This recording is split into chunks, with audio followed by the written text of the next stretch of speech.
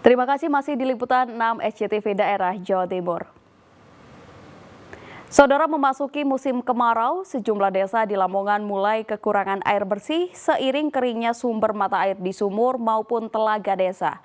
Alhasil setiap bantuan air bersih datang selalu dipenuhi warga, bahkan beberapa di antaranya ada yang berebut.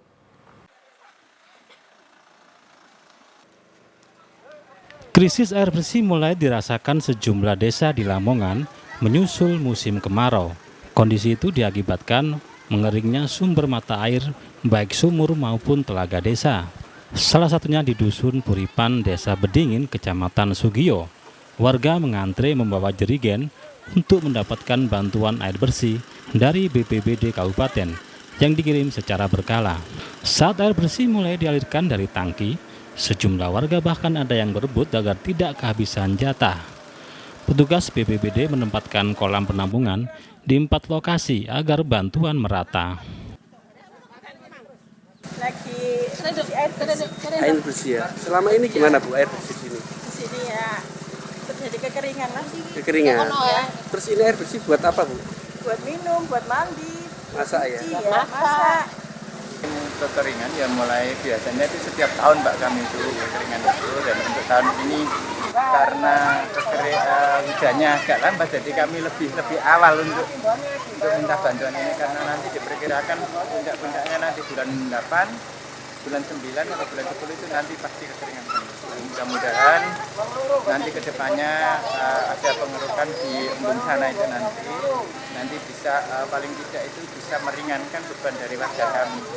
Selain Dusun Kuripan, petugas BPBD juga melakukan dropping di Desa Kaliwates, Kecamatan Kembang Bahu, Lamongan. Dropping air bersih ini dilakukan petugas setelah melakukan survei ke lokasi untuk memastikan bahwa warga benar-benar membutuhkan air bersih untuk kebutuhan sehari-hari. Nah, kita dropping di water ini, nanti kita berlanjut untuk depan. Dan di Kembang Bahu ada 2 desa, yaitu Kaliwates dan Katemas. Juga 3 TG kita dropping di wilayah Kembang Bahu. Di Kuripan ini gimana kondisinya di Kuripan ini? Ternyata berdasarkan pengamatan kami di saat kita melakukan pendataan memang terjadi kekurangan air bersih bagi masyarakat. Warga berharap selain dropping air bersih, ada solusi lain mengatasi kekeringan dengan membuatkan waduk penampungan air atau sumur bor, agar di setiap musim kemarau datang, warga tidak kesulitan. Sapari Ranuwijaya melaporkan dari Lamongan. Jembatan Pencut di Desa Klopo Sawit, Lumajang hingga hari Minggu masih putus. Warga berharap pemerintah membangun jembatan darurat serta mengatur arus air sungai agar akses antar desa bisa digunakan kembali. Jembatan Pencut di aliran Sungai Besuk Sat Desa Klopo Sawit, Kecamatan Candipuro ini kembali hancur setelah diterjang banjir lahar dari Gunung Semeru pada Jumat pekan kemarin. Hancurnya jembatan ini sudah kali ketiga terjadi. Pertama, jembatan hancur diterjang banjir lahar pada tahun 1981 dan 1984 silam, dan kembali terulang hancur pada banjir lahar tahun ini. Banjir lahar yang menerjang aliran sungai kali ini juga menghanyutkan 7 motor, merusak 3 tiang listrik, 2 rumah warga, serta puluhan hektar lahan pertanian.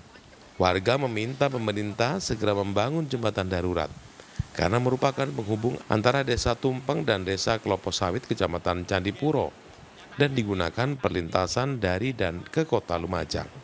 Banjir yang sebesar ini pernah terjadi nggak di aliran sungai ini? Di sini tahun 81, lepas itu ada banjir lagi, tak tahu tahun berapa itu menghabiskan jembatan ini, tapi tak sebesar ini. Sebesar ini. Nah, yang sebesar ini kan jembatan putus, terus korban sawah itu banyak hektar lah. Nggak bisa diprediksi sekarang, masih ada pendataan. Kendaraan-kendaraan, Pak? Rumah ada 1 di Rojo Balen, terus kendaraan itu ada 7. Mungkin yang jumpa itu ada 3, berapa itu yang jumpa, yang lainnya belum tahu masian. Sementara itu, Menteri Koordinator Pembangunan Manusia dan Kebudayaan, Muhadjir Effendi, saat mendatangi korban banjir di pengungsian, memastikan akan segera menangani bencana dengan melibatkan menteri terkait. Saya sudah meminta kepada Kementerian PUPR, Kepala BNPB, dan tentu saja dari pemerintah Provinsi Jawa Timur sudah turun bersama-sama untuk akan mengerahkan alat-alat berat untuk segera memulihkan kembali sementara tanggul yang ambrol. Dan kemudian juga akan kita kirim lagi alat-alat berat, nanti ada 5 alat berat untuk mengalihkan aliran sungai kembali ke tengah. Jadi ini kenapa sampai menjebol tanggul ini, karena aliran sungai utamanya pindah dari tengah ke pinggir. Karena pinggir maka jebol, maka tadi akan kita alihkan, nanti kita kembalikan ke tengah-tengah sungai sehingga tidak lagi akan terdampak seperti yang sekarang ini. Kita harap secepatnya. Kemudian untuk jembatan yang putus, yang menghubungkan antara Malang dan Lumajang, sudah saya minta akan dikerahkan dari jembatan Beli, dari seni tempur Jipur yang ada di Malang, yang ada di Kepanjen. Dan insya Allah sekarang sudah bergerak, sehingga kita harapkan mobilitas warga tidak akan sangat terganggu dengan adanya bencana ini, dan mudah-mudahan juga yang terdampak segera dipulihkan kembali. Selain memastikan penanganan korban, kunjungan Menko MPK Muhajir juga menghibur anak-anak di pengungsian dan menyerahkan bantuan sembako. Banjir lahar dingin dari gunung api tertinggi di Pulau Jawa itu mengakibatkan 3 jembatan dan tanggul sungai jebol. Sedikitnya 761 korban mengungsi di 12 lokasi. Nur Salim melaporkan dari Lumajang. Sementara itu, saudara, 2 hari tinggal di lokasi pengungsian, korban bencana banjir lahar Gunung Semeru di Lumajang mulai mengeluhkan sakit. Dari pemeriksaan tim medis yang berjaga, umumnya yang menderita sakit adalah warga lanjut usia. Beginilah kondisi pengungsi korban lahar dingin Gunung Semeru yang ditampung di Balai Desa Jarit, Kecamatan Candipuro, Lumajang. Setelah 2 hari di pengungsian, mereka mulai mengeluh sakit, mulai dari sulit tidur, nyeri persendian, dan sakit kepala. Tim medis dari Rumah Sakit Bayangkara dan Biddokes Polda Jatim dan Biddokes Polda Jawa Timur memeriksa dan memberi obat yang diperlukan. Selain penyakit bawaan seperti darah tinggi, faktor kelelahan, stres, dan kurang tidur menjadi penyebab para pengungsi yang sebagian besar lanjut usia menderita sakit. Pasien yang ada di pengungsian tadi mayoritas itu mengalami keluhan darah tinggi, pusing. Lalu selain itu ada pasien yang mengeluhkan kakinya nyeri sendi, nyeri lutut. Itu sebabnya karena apa? Untuk yang hipertensi karena itu stres karena dari dampak banjir kemarin. Kemudian untuk yang nyeri linu-linu itu karena penyakit bawaan semenjak dulu seperti itu. Rata-rata kalau untuk orang-orang pengungsi ya, himbauannya agar tetap sehat itu bagaimana? Baik, yang pertama selalu menjaga pola makan, lalu menjaga kebersihan, dan selain itu harus tidur yang cukup. Sakit dulu. Kaki ya. Sakitnya apa ya? Ngilu. Itu waktu di pengungsian sudah ngilu apa memang sebelumnya sudah ngilu? Sebelum mengungsi. Sakit ya? Ya. Biasanya rutin berapa hari ke puskesmas? Enggak tahu. Tahu ya? Ya. Kalau sakit ya periksa, kalau dikit-dikit enggak. Kalau sekarang tadi langsung diperiksa ya? Iya.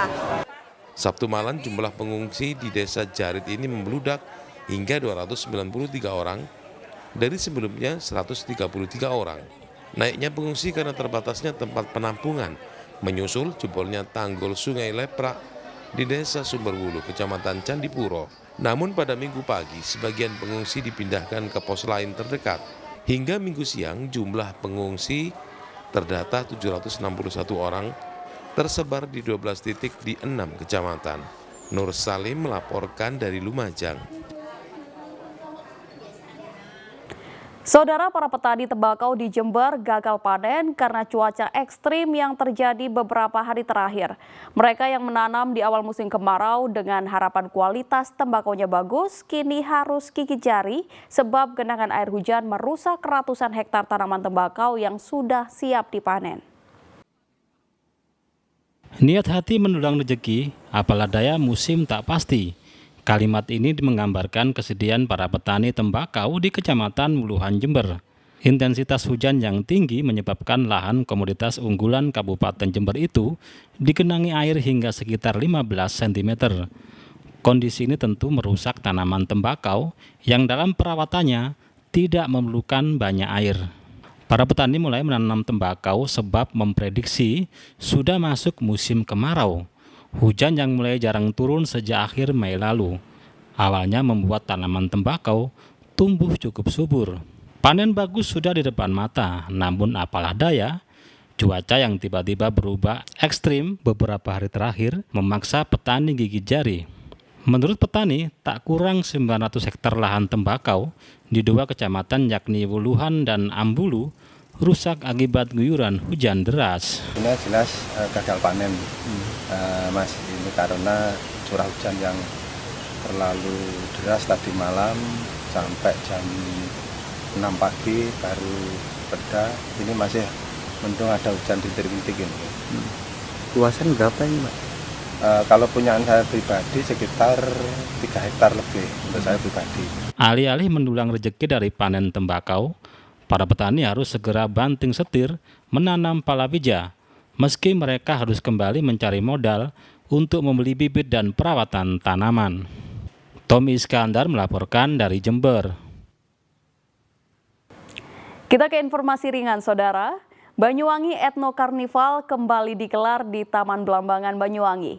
Acara mengusung tema The Magic of Ijen Geopark sebagai dedikasi atas keberhasilan Geopark Ijen masuk dalam jejaring UNESCO Global Geopark. Pemerintah Kabupaten Banyuwangi menggelar perhelatan Akbar Banyuwangi Ethno Carnival pada Sabtu sore. Mengambil awal dari Taman Belambangan dan akhir di depan kantor Pemkab Banyuwangi. Gelaran BEC yang ke-11 ini mengusung tema The Magic of Ijen Geopark sebagai dedikasi atas keberhasilan Kawah Ijen masuk dalam jejaring UNESCO Global Geopark. Seluruh peserta menampilkan kostum bertema kawasan Kawah Ijen seperti Pantai Sambulungan, Pantai Parangireng, Air Terjun Lider, Pulau Merah, Pantai Sukomade hingga Alas Purwo. Air terjun leader. Kenapa Mbak memakai kostum ini Mbak? Karena ini salah satu tema yang diberikan panitia untuk talent. Udah ada yang memilihkan temanya untuk kita masing-masing talent. Untuk ada filosofinya Mbak, mungkin apa cindera mata apa menandakan apa gitu? Ini kalau yang putih-putih ini menandakan air yang jatuh ya, air terjunnya. Terus mahkota itu? Mahkotanya ini ya kita sebagai air terjun, nanti ada ini putrinya gitu ya. Di sini nanti kostumnya kalau sudah dipakai lengkap ini ada tebing-tebingnya juga. Pagelaran BEC ini tidak hanya menjadi tontonan dan hiburan semata, tapi menjadi panggung bagi talenta muda Banyuwangi untuk melestarikan budaya dan memperkenalkannya kepada dunia.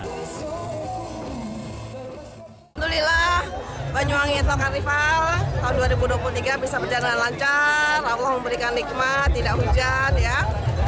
Dan tema hari ini memang bagian dari Banyuwangi atau Ijen Geopark ditetapkan sebagai UNESCO Global Geopark. Jadi kita ambil tema ini dan mudah-mudahan nanti ke tahun-tahun depan juga bisa terlaksana dengan baik.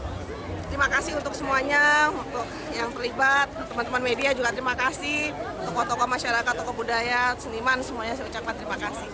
Intinya ini adalah bagian dari pesta rakyat Banyuwangi dan semua masyarakat Banyuwangi terlibat untuk mensukseskan kegiatan hari ini. Kecil apapun, mereka punya peran untuk suksesnya acara Banyuwangi Ethno Carnival. Di akhir parade, penonton disuguhkan oleh penampilan kesenian khas Madura dari Kabupaten Sumeneb dan tarian khas suku Dayak Kalimantan. Taufik Ferdiansah melaporkan dari Banyuwangi. Persembahan para tema Gandrung Zaman Muda. Dan saudara, informasi tadi sekaligus menjadi akhir perjumpaan kita dalam Liputan 6 SCTV Daerah Jawa Timur. Atas nama seluruh kru yang bertugas, saya Melanie Musa mengucapkan terima kasih atas kebersamaan Anda. Selamat beraktivitas dan salam SCTV.